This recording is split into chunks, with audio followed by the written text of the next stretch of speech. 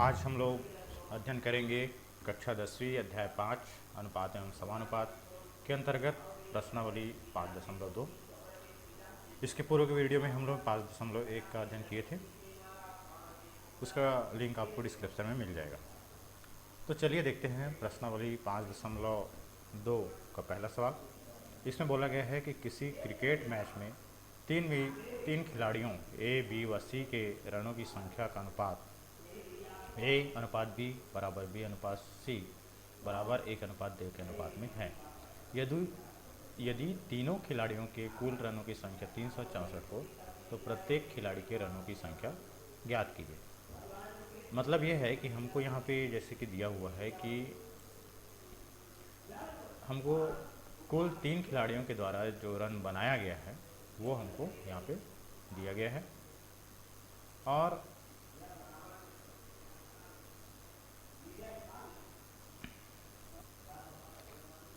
तो हमको क्या क्या दिया है वो पहले देख लेते हैं। चलिए बनाते हैं। हमको दिया है ए अनुपात बी बराबर बी अनुपात सी बराबर 1:2 हमको दिया हुआ। इसका कहने का मतलब ये हुआ कि ए अनुपात बी बराबर 1:2 एवं बी अनुपात सी बराबर भी 1:2 हमको दिया हुआ। यदि ऐसा है तो हमारे पास ये हो जाएगा ए बटे बी बराबर 1/2 एवं बी बटे सी बराबर 1/2। अब हमको इसको ए अनुपात बी अनुपात सी के रूप में अगर लिखना है तो ये बी यहाँ पे 2 है, यहाँ पे बी है ना, जैसे कि तुल्य भिन्न है तो यहाँ पे 1 है। तो यदि ए अनुपात बी अनुपात सी में अगर लिखना है तो इसको इसके अंश और हर में ऐसा संख्या का गुना करना है तो ये दो और ये हमको बराबर दिखे। तो इसके लिए क्या करते हैं, इसको 2 से गुना कर देते हैं तो ये हो जाता है 2 एकम 2 और 2 दूनी 4, तो ये 2/4 हो गया। इस प्रकार इसको हम लिख सकते हैं कि ए अनुपात बी अनुपात सी, ये क्या हुआ, सतत अनुपात हो गया है।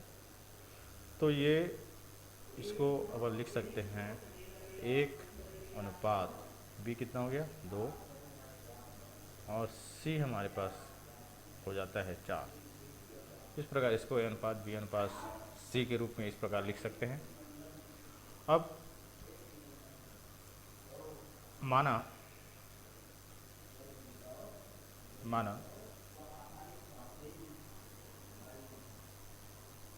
दूसरे एवं तीसरे खिलाड़ी द्वारा बनाया गया रन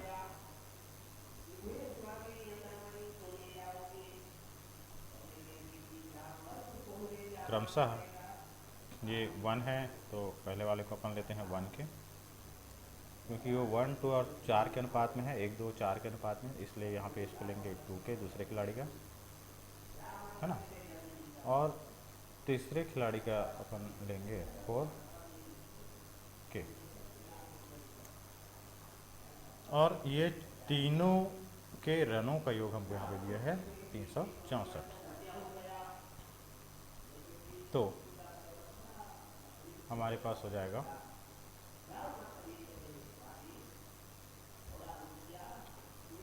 1 के प्लस 2 के प्लस 4 के इज इक्वल टू 364।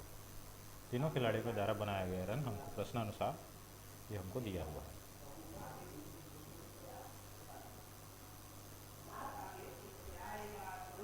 इसको जोड़ें तो जोड़ने से हमको क्या प्राप्त हो जाएगा, 1 धन 2 धन 4, तो 4 2 6 और 1 7 के बराबर 364। तो के बराबर हो जाएगा 364/7। इसको भाग दिया तो 7 एकम 7 और 7 चौक 28 और 7 पंचे 35 होता है और 7 दूनी 14। तो के का मान हमको प्राप्त हो जाता है 52। इसलिए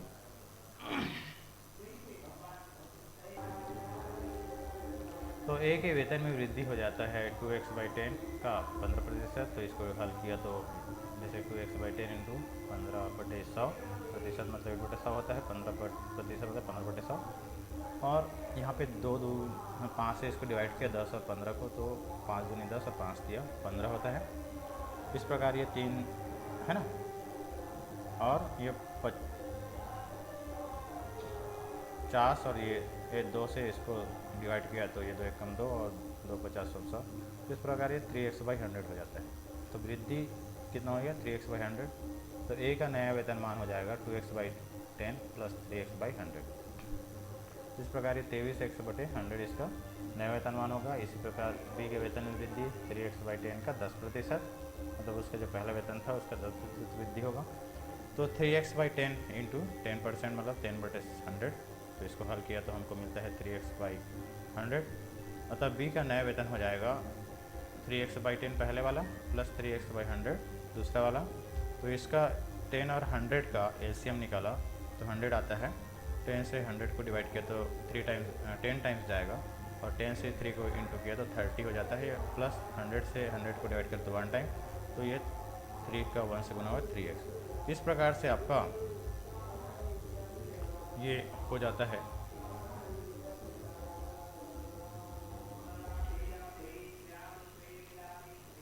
तो इसको अगर जोड़ा तो हमारे पास हो जाता है ये 33x/100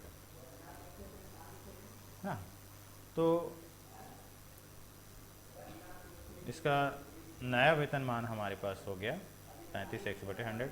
इसी प्रकार से सी जो है के वेतन में वृद्धि, सी के वेतन में वृद्धि बराबर उसका जो प्रारंभिक वेतन था उसका 20% प्रश्नानुसार प्रश्न में दिया है। तो 5x/10 इंटू 20% मतलब 20/100। तो इसको डिवाइड करेंगे 10 एकम 10 और 10 दूनी 20 और 2 एकम 2 और 2 50 100 और 5 एकम 5 और 5 दहाम 50। तो इस प्रकार हमको मिल जाता है x/10। इसलिए सी का नया वेतन बराबर हो जाएगा उसका प्रारंभिक वेतन, है ना, है ना। तो उसके बाद वेतन में वृद्धि कितना हुआ x/10 यहाँ से, तो कितना हो गया, दोनों को जोड़ दिया तो इसका एलसीएम लघुत्तम समापवर्त 10 ही आया। तो यहाँ से हो जाता है 5x प्लस x बराबर 6x/10। इसको 100 सभी में 100 आया है, तुलना करना है हमको। तो 100 बनाने के लिए नीचे में हम इसको 10 से ऊपर और नीचे दोनों में इसके अंश और हर में गुना कर देते हैं। तो ये हो जाता है 10 6 के 60 और 10 दहां 100। इसलिए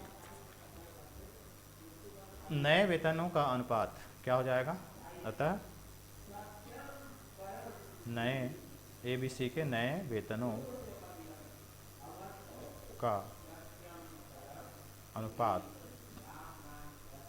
बराबर हो जाएगा हमको इसमें, जैसे कि हमको ए का नया वेतनमान कितना मिला था ये, है ना, और बी का नया वेतनमान है ये वाला, ये तो हमारे पास ये है एक और ये। तो 23x/100 33x/100 तो हो जाएगा हमारा 23x/100 अनुपात 33x/100 अनुपात 60x/100। तो ये कॉमन चीज़ है, तो अनुपात में जो कॉमन चीज़ है वो कट जाता है, जो सब में रहता है वो। तो हमारे पास प्राप्त हो गया 23:33:60। ये हमारा आंसर हो जाएगा।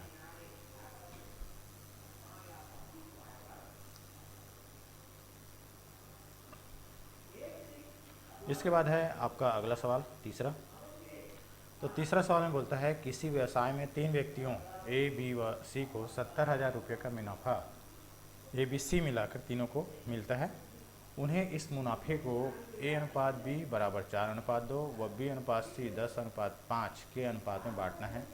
बताइए कि प्रत्येक को कितने रुपये मिले, मतलब ए, बी, सी को कितने रुपये मिले दिए गए मुनाफे के अनुसार, है ना। ए को सी का कितना गुना रुपया मिलेगा ये भी बताना है। यहाँ पे क्वेश्चन में जैसे दिख नहीं रहा है, तो यहाँ पे है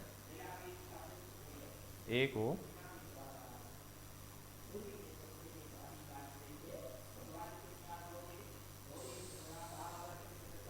सी का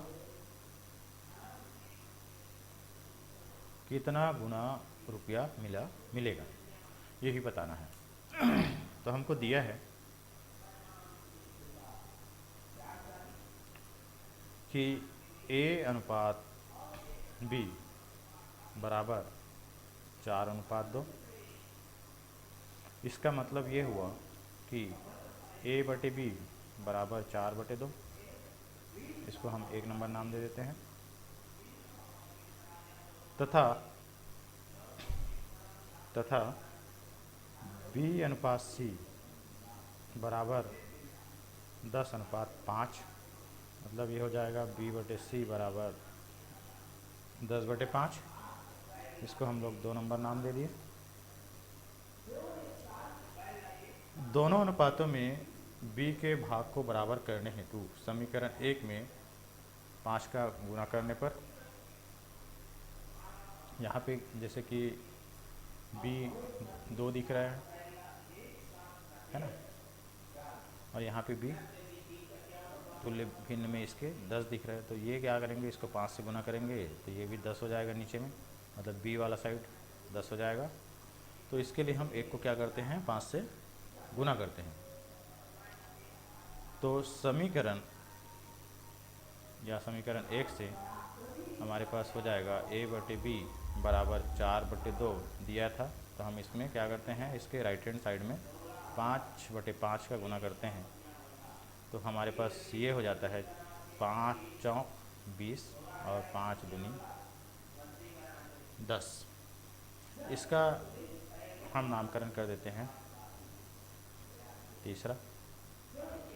तो समीकरण 2 और 3 से देखते हैं,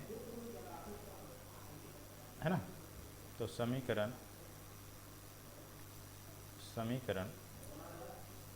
2 व 3 से स्पष्ट है कि A/B/C बराबर हो जाएगा 20/10/5। ये देख रहे हैं कि ये जो है 5 के पहाड़ा में आता है सभी संख्या। तो 5 एकम 5, 5 दूनी 10 और 5 चौक 20। तो ये हो जाएगा, ये अनुपात हो जाता है 4/2/1।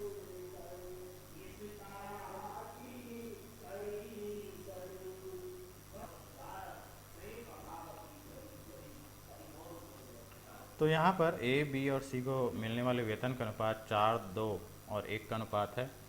तो उन्हें मिलने वाला वेतन माना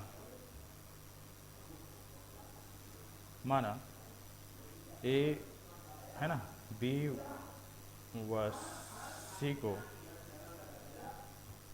मिले वेतन क्रमशः 4K, 2K, 1K है ना। तो इन तीनों वेतन का योग कितना होगा, ये 70,000 होगा। तो प्रश्नानुसार 4K + 2K है ना + 1K = हो जाएगा 70,000। तो 4 2 6 और 1 7 के बराबर 70,000। तो हमारे पास हो जाता है के इज इक्वल टू 70,000 बटे 7। तो 7 से कम 7, तो ये हो जाता है हमारे पास 10,000। तो के का मान हमको मिला 10,000। इसलिए ए को प्राप्त राशि या ए का वेतन, इसलिए ए को प्राप्त वेतन बराबर 4 के, मतलब 4 का मान है इंटू 10,000। तो 10 चौक 40,000 हो गया, 40,000 रुपये। बी को प्राप्त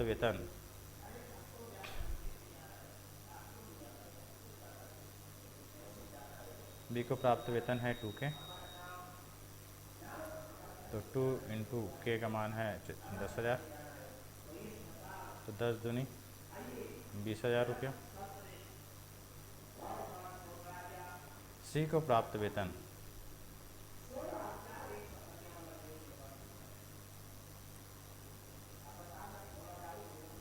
बराबर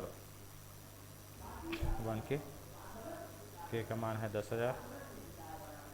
तो 1 इंटू के मतलब यहाँ पे 10,000 रुपये। अब एक चीज़ इसमें और बताना था कि ए अनुपात सी कितना है, मतलब कितना गुना अधिक है, ये भी बताना था। तो चूँकि ए बटे सी बराबर 4:1 है, इसलिए ये हो जाएगा ए है, ए बराबर हो जाएगा 1 को प्राप्त वेतन बराबर 4 गुना सी। अतः ए को सी का 4 गुना रुपये मिलेगा। ये हो गया। अतः ए को सी का 4 गुना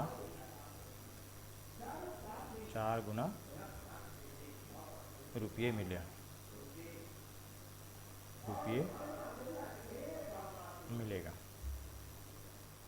इस प्रकार से ये आंसर हो गया। इसके बाद है आपका अगला सवाल, प्रश्न क्रमांक 4। तो 4 में बोला गया है एक थैले में 1 रुपये, 2 रुपये व 5 रुपये के कुछ सिक्के 1:2:5 के अनुपात में हैं। यदि थैले में कुल 1500 या 1590 रुपये है तो प्रत्येक प्रकार के सिक्कों की संख्या ज्ञात कीजिए। तो माना यहाँ पे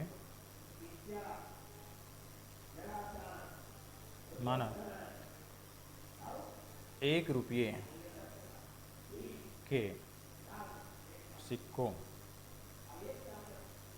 की संख्या बराबर 1 के, क्योंकि यहाँ पे दिया है 1 2 और 5 के अनुपात में है सिक्कों की संख्या जो है। तो हम पहले वाले को 1 के और 2 रुपये के सिक्कों की 2 रुपये के सिक्कों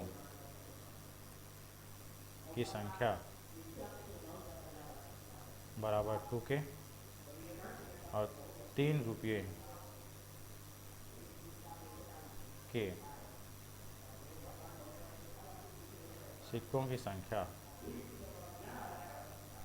बराबर 5 के, ये माना अपन। और इन तीनों का जो योग है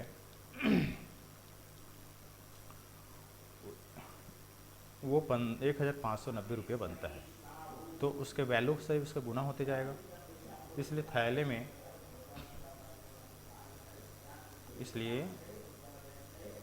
थैला में 1 रुपये के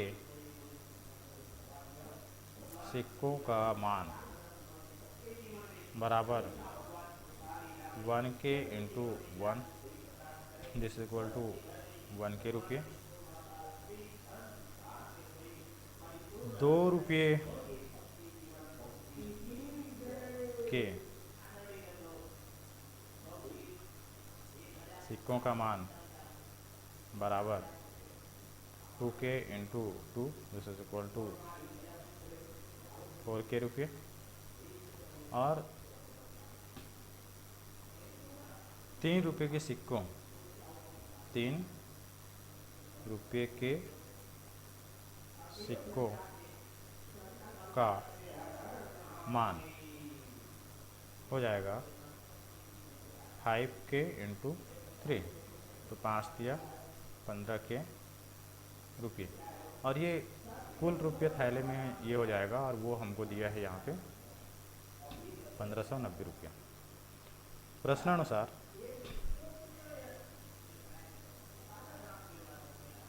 प्रश्नानुसार हमको जैसे कि दिया है कि 1K प्लस ये 1K रुपये और ये 4K रुपये और 15K,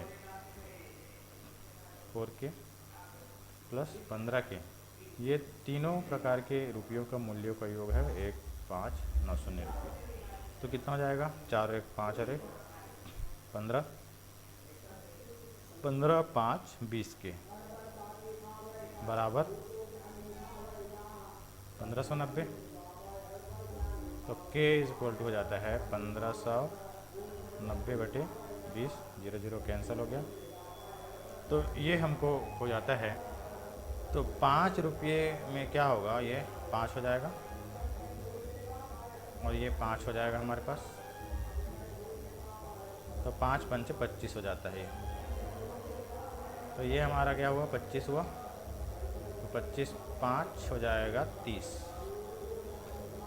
तो इसको 30 से डिवाइड किया तो ये 30 था, तो ये 0 0 कैंसिल हो गया, तो 3 से 3 पंचे 15 और 3 3 9, तो ये हमको मिलता है 53।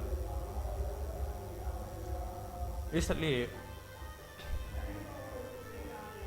अतः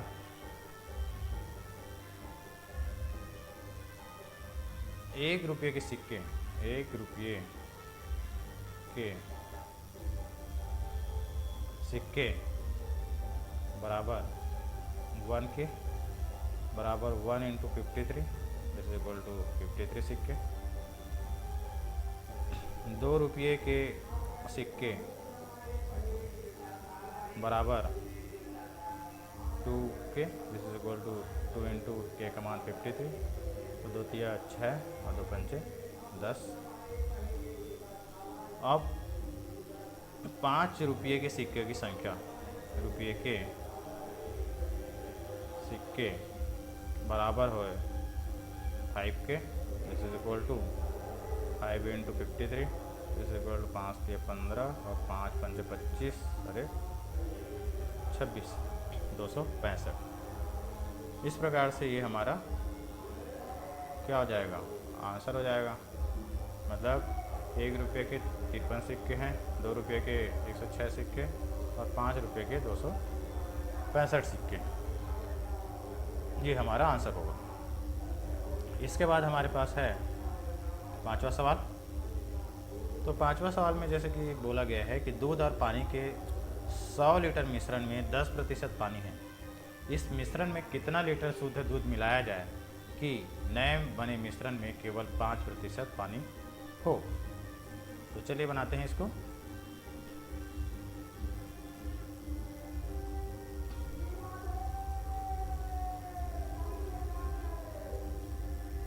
तो मिश्रण में पानी की मात्रा,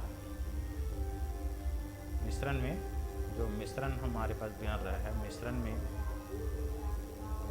पानी की मात्रा यहाँ पे दिया है 10%, तो 100 का 10%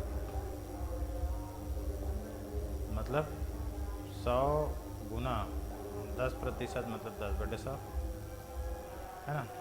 तो कितना हो जाएगा, 10 बचा 10 लीटर।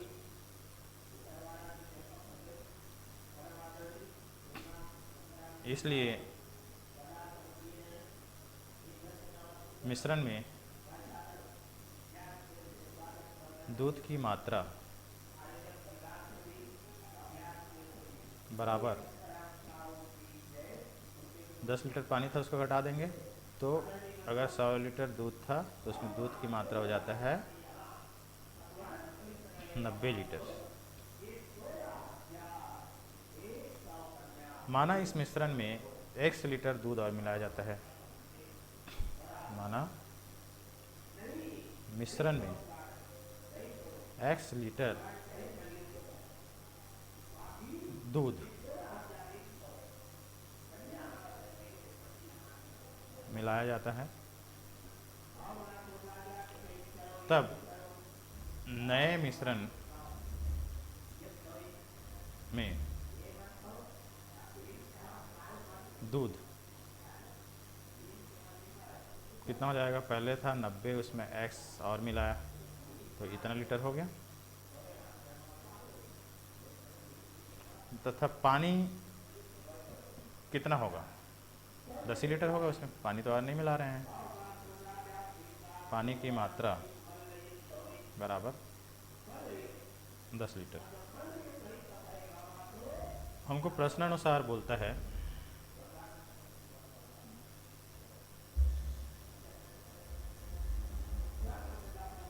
प्रश्नानुसार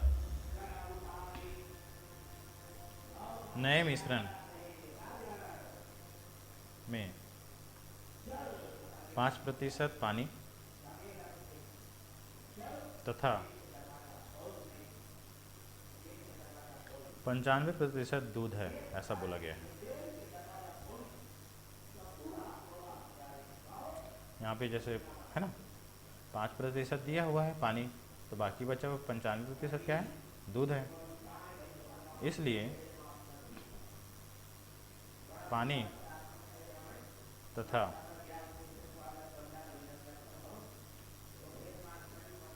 दूध का अनुपात बराबर हो जाएगा 5:95। जैसे 5 एकम 5, 5 एकम 5 है ना, और 5 नहीं है 45, तो ये हो जाता है 1:19। और पानी और दूध का अनुपात जैसे देखा जाए तो पानी हमारे पास था 10 नए मिश्रण में, और 90 x लीटर वहाँ पे कितना है? दूध है। का अनुपात 1:19 है। मतलब 10/90 x बराबर 1/19 हुआ। इसका तिर्यक गुना किया, तिर्यक गुना करने पर तो 10 गुना 19 बराबर 1 गुना 90 हो जाता है। तो ये हो जाता है 190 बराबर 90 तो 190 ऋण 90 बराबर x, तो 100 बराबर x हमको प्राप्त होता है। अतः मिश्रण में 100 लीटर शुद्ध दूध और मिलाया गया। x क्या था? मिलाए गए दूध की मात्रा था। तो मिश्रण में और कितना, इस अनुपात में उसको रखने के लिए मिश्रण में कितना दूध और मिलाना पड़ा? x बराबर 100 लीटर। ये हमारा आंसर है।